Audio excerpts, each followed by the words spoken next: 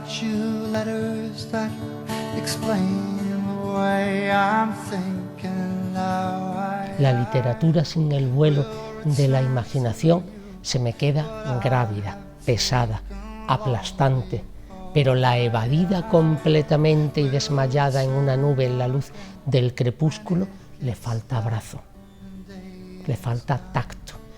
Entonces, a mí me gusta ser como un funambulista que con vértigo camina sobre una cuerda sin red y en un extremo de su pértiga lleva la pasión y en el otro la armonía. La trayectoria tanto artística como vital de Juan Cobos Wilkins ha transitado siempre por una suerte de equilibrio fronterizo, no solo entre pasión y armonía, sino también entre poesía y prosa y entre aquellos dos mundos contrapuestos que confluyen en sus apellidos, el español y el inglés, y que convivieron a duras penas a mediados del siglo pasado en su localidad natal, Minas de Río Tinto. Tras su paso por el Centro Andaluz de las Letras, entidad con la que colaboran la Universidad de Málaga y la Universidad Internacional de Andalucía, hoy en Tesis nos asomaremos al particular universo de este funambulista de la palabra.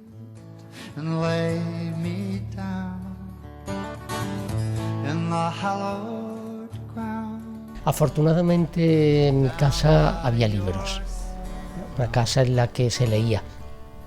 Mi abuelo tenía biblioteca, mi madre le ha gustado siempre mucho la poesía, en concreto incluso hasta sus últimos días recuerdo haber recitado yo un poema incorrectamente y ella corregirme.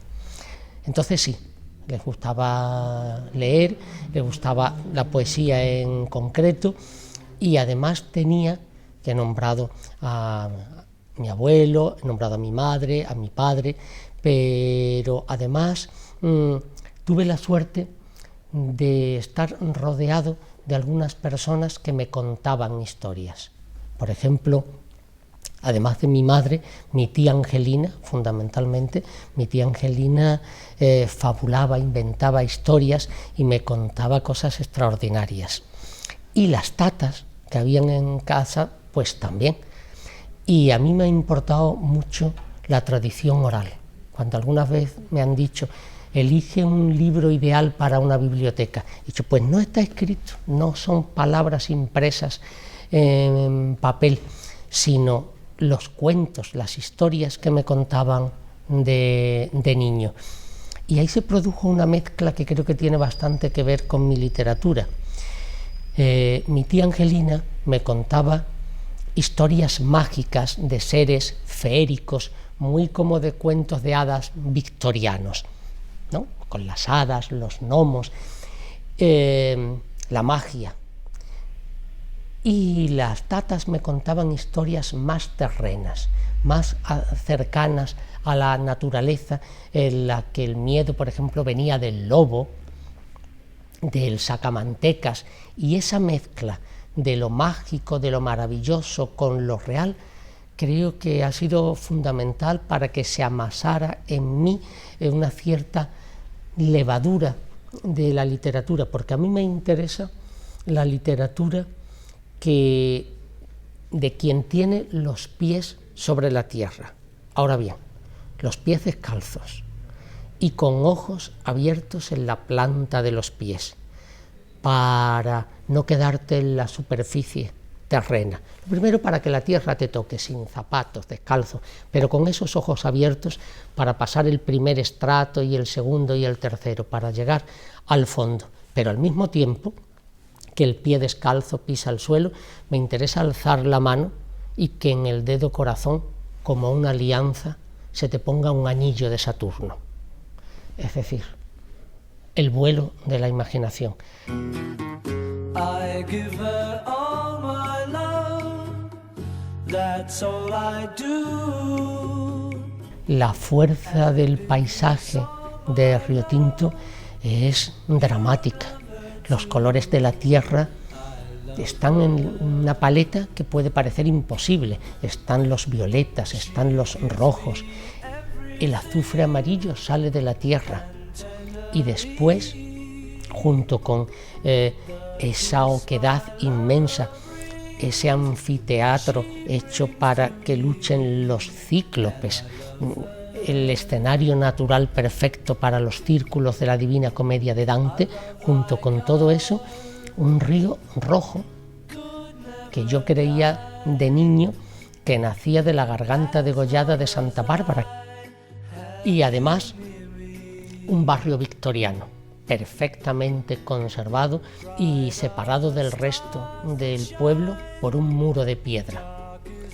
Mi abuelo era el único caso de un miembro del staff que renunció a todos los privilegios del barrio inglés, renunció a una de esas casas, algunas mansiones victorianas, y vivió y murió en el pueblo como un obrero más. Entonces yo tuve el ejemplo de mi abuelo y yo podía ir a la piscina del barrio inglés y bañarme en esa piscina que estaba prohibida y vedada para otro, ir al club y celebrar Father Christmas. Entonces celebraba Father Christmas y los Reyes Magos. Pero con esto sucedía algo que podía haberse convertido en algo hiriente y creo que supe reconvertir en fértil. Y es que no pertenecía a ninguno de los dos mundos. Yo sentía la mirada en la nuca, en la espalda del resto de los niños diciendo no es uno de los nuestros del todo. Pero en el barrio inglés de Bellavista sucedía lo mismo. Cuando comencé a escribir y quise ser escritor, que eso fue también desde muy joven, desde a los 14, a los 13 años, me di cuenta de que el territorio, al menos para mí, del creador es la frontera, el que te permite mirar a un lado y al otro, tanto para aplaudir como para señalar, tanto para denunciar como para alentar, y eso me lo había permitido el no ser de ninguno de los dos. ¿Y cuál era mi lugar? Pues mi lugar era caminar por ese muro de piedra que he dicho que separaba al barrio inglés victoriano del resto del pueblo.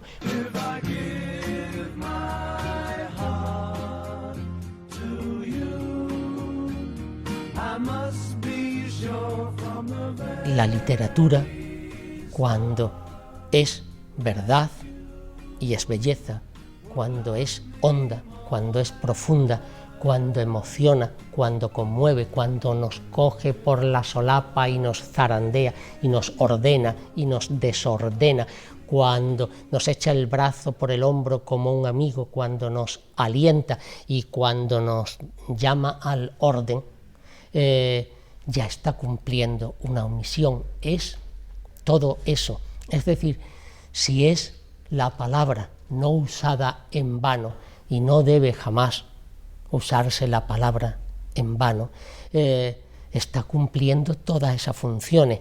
No tiene que justificarse en nada, ni tiene nadie que buscarle cuál es el sentido, porque se está cumpliendo en sí misma. Tenemos un ovillo que es la creación. La novela puede consistir en desovillar el ovillo, ir sacando hilo, desovillando. Y el poema es al contrario. El poema es ovillando hacia adentro, cerrando. Pero siempre, tanto en la novela como en la poesía, lo que me interesa es la luz abisal. Quiero decir que cuando uno toca fondo verdaderamente, cuando se llega a lo más hondo, a lo más profundo, ahí ya no hay luz exterior que te alumbre, ni que te ilumine, ni que tú como un espejo reflejes. Ahí, como los peces abisales, tienes que crear tu propia luz, generar luz propia. El creador es un poco como el gusano de seda, que repta, toca la tierra y de pronto, sin él saberlo, incluso misteriosamente ajeno a su propósito, aunque después lógicamente asumido, descubre que tiene dentro algo que son hilos de seda, hilos de oro, y desde su interior, desde ese cuerpo, sale y extrae eso tan mágico y tan maravilloso que es la seda. Se envuelve en ella y también comienza algo extraño, algo inquietante, algo que desconoce cómo terminará, pero es la crisálida y es algo muy importante en la creación y en el ser humano, la metamorfosis. Y cuando sale, ya no es un ser reptante, ya es una mariposa.